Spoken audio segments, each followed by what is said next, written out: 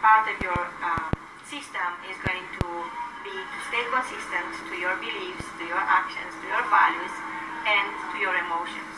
This is where I want to get. I want you to understand that aligning your values and your beliefs with your actions is not good enough.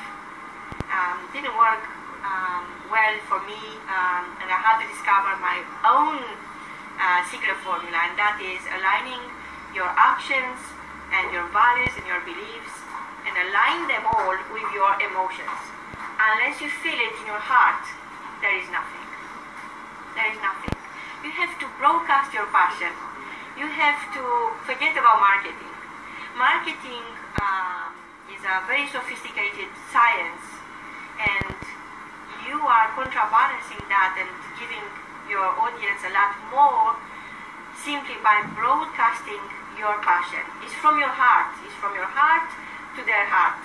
And I don't know of anything that works better than your heart.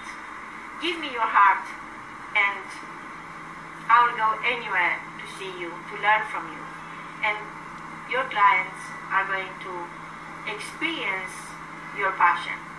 And they are going to learn from you how to broadcast their passion.